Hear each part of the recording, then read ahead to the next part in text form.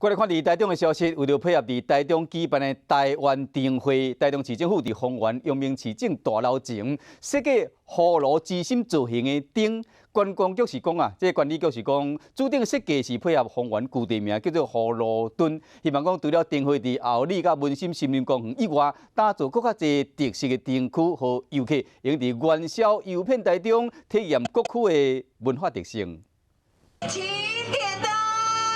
5公尺高的葫芦之心发出七彩光芒，照光周边的道路。这是配合2020台湾灯会伫台中，市府伫丰原阳明市政大楼前面打造特色灯区，会一直持续到2月23号。希望呢，整个丰原区呢，所有的民众大家一起来做行销一起跟着2020台湾灯会呢，把整个丰原的这个观光以及我们周边像是糕饼产业、旅游产业等等的，一起带动起来。